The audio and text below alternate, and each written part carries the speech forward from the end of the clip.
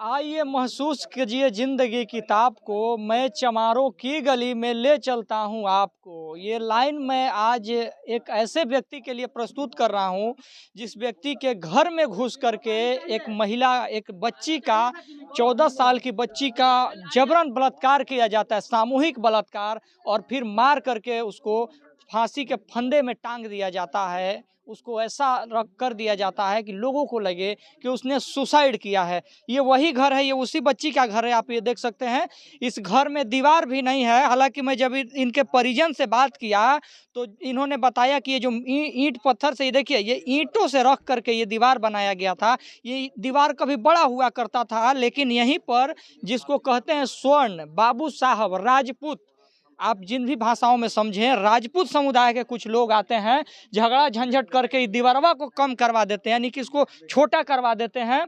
और यहाँ पर ये रात का तस्वीरें मैं आप लोगों को उतना क्लियर नहीं दिखा पा रहा हूँ, लेकिन जहाँ वो लाइट चल रहा है वहाँ पर एक मुर्गी का फार्म है, जहाँ पर वही राजपूत समुदाय के कुछ मनचले युवा इसमें मुर्गी का पालन करते हैं। लेकिन इस वक्त मुर्गी उसमें नहीं है, तो वो लोग उसमें, शायद मुझे ऐसे सुनने को मिला कि उसमें गांजे का खेती करते हैं और उसमें आकर के गांजा पीते थे। अचानक से उनके पास माचिस नहीं होता है, इस घर में आते हैं और इस घर की बच्ची से माचिस मांगते हैं। बच्ची ईमानदार होती है, माचिस दे देती है। फिर इसके बाद वो गांजा पीते हैं और गांजा पीने के बाद जब वो माचिस को लौटाने आते हैं तो वो देखते हैं कि अब ये बच्ची अकेली है, इसके साथ दरिंदगी करते हैं। और वो दरिंदगी कुछ इस तरह से करते हैं कि बच्ची शायद इस दुनिया को ही छोड़ के अलविदा हो जाती है। और इस चीज़ को मैं बताते हुए इतना शर्मिंदगी महसूस कर रहा हूँ कि शायद मैं आप लोगों को बता नहीं पा रहा हूँ कि उस बच्ची के साथ दरिंदगी करने के बाद उसके प्राइवेट पार्ट में कपड़ा तक डाल दिया जाता है, ताकि पोस्टमार्टम रिपोर्ट में जो सीमन जांच होता है वो सीमन का थोड़ा सा भी स्रोत उसमें ना आए। बाकी इस चीज़ पर बातचीत करने के लिए हम परिजनों से भी बात करेंगे और हमारे साथ एक उस बच्ची के भाई हैं, सगे भाई हैं, उनसे बात करने का प्रयास करते हैं। क्या नाम हुआ सर आपका? मेरा नाम पप्पू कुमार हुआ। कैसे कैसे घटना हुआ, संक्षिप्त में बताइएगा। घटना यही हुआ कि इन लोग माचिस मांगने आया। छोटा बच्चा देखा था, मेरा भतीजा। माचिस मांग के हाथ पकड़ के मुस्कुरा के उन लोग चला जाता है गांजा पीने। माचिस दिया जाता है, लड़की ने दे दिया था। फिर दोबारा में आते हैं उन लोग, दरिंदों ने घुसते हैं घर में। घुसने के बाद लड़की को हाथ पकड़ के घर में ढुका कर कुंडी लगा लेते हैं। ठेकी लगाने के बाद उन्हें बलात्कार करते हैं। इसके बाद गला दबा देते हैं। इसके बाद फंदों पर लटका देते हैं उन लोग। छोटा बच्चा फिर यहाँ से गया, वो अपने मम्मी पापा को कहने धान काट रहे थे। वहाँ से आया, सब मेरा भाई भी आया। वो देखा कि कबाड़ी मतलब बंद है, तो वो दरिंदे खिड़की की वजह से, मतलब ईंट लगाया हुआ था, ईंट को हटाकर वो दरिंदे भाग जाते हैं। भागने के बाद वो मेरा भाई क्या करता है, कबाड़ी को तोड़ देता है। तोड़ने के बाद देखता है कि मेरा बहन फंदा पर लटका हुआ है। मैं पानीपत हरियाणा में रहता हूँ। मेरे को सूचना मिलता हुए मैं कहा कि ऐसा तो हो नहीं सकता है, मेरा बहन कर नहीं सकता है। तो मेरे को सूचना मिला, फिर मैं घर पर फ़ोन किया। फ़ोन करने के बाद मेरे को सूचना मिला कि ऐसा ऐसा बात है। फिर हमारे एक दोस्त लोग रहते हैं, उसका नाम मैं नहीं बतला सकता हूँ। उसने फ़ोन किया कि नहीं, उसके साथ गलत काम हुआ है।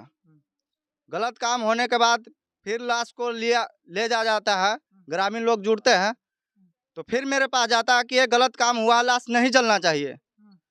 फिर मैं फ़ोन मिलाता हूँ घर पर कि नहीं, ऐसा नहीं होना चाहिए, अभी आप बोलिए, नहीं बोल पाते हो, कमज़ोर पड़ रहे हो, तो मेरे को बोल दीजिए, मैं घर पर आता हूँ।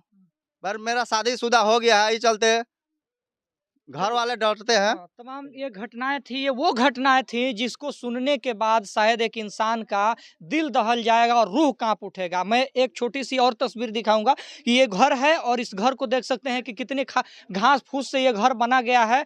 और अभी मैं जब इस घटनास्थल पे मौजूद हुआ तो अभी आज 14 दिसंबर है और यहाँ पर कोई भी पुलिस प्रशासन की फोर्स यहाँ नहीं है। आप समझ सकते हैं, ये घटना अगर किसी स्वर्ण के साथ हुई होती, ये घटना किसी राजनीतिज्ञ के साथ हुई होती, ये घटना कोई पूंजीपति के साथ हुई होती, तो मैं लिख कर देता हूं कि 24 घंटे के अंदर आरोपी भी हिरासत में होता और उस पर मुकदमा भी कर दिया जाता और जितने भी लोग इस घटना में संलिप्त होते उन सब पर कार्रवाई हो जाती। लेकिन भैया ये सिर्फ ये दलित लोग हैं, सिर्फ इस्तेमाल किए जाने के लिए लोग हैं, सिर्फ मत देने के समय, वोट देने के समय इन लोगों को याद किया जाता है। लेकिन इनके साथ जब जुल्म, अत्याचार, शोषण होती है, सारे नेताओं को मुंह से चुप्पी एक चू तक नहीं निकलता है और सारे नेता अपने एसी वाले कमरे में ऐशो आराम की जिंदगी जीते हैं। और ये गरीब, ये दलित, ये छोटे छोटे बच्चे, ये देख सकते हैं कितने असुरक्षित महसूस करते हैं। इस घर को आप एक बार देख लीजिए नेताओं, जो आप एसी वाले कमरे में रहते हैं ना, ये देखिए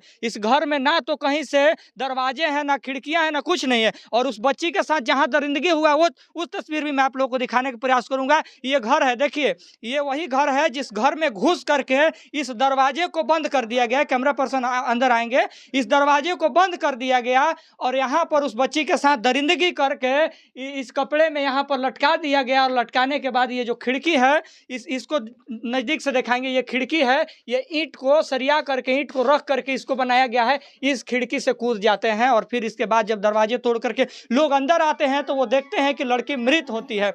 क्या क्या क्या कपड़े में नहीं लटकी हुई थी अच्छा, सर। कपड़ा दूसरा था? जी जी, उसका दुपट्टा से लगाया हुआ दुपट्टा था से लगाया जी गया सर। था। तो ये कपड़ा नहीं है वो? नहीं, ये चलिए कपड़ा वो नहीं है। वो उसी लड़की के दुपट्टे के साथ ये यहाँ पर लटका देते हैं, हैंग कर देते हैं और फिर इसके बाद होता ये है कि यहाँ से वो भाग जाते हैं। बाकी तमाम घटनाओं को आप कैसे देखते हैं, प्रतिक्रिया कमेंट बॉक्स में दीजिएगा। चैनल पर होगा सब्सक्राइब के लिए धन्यवाद। जय भारत।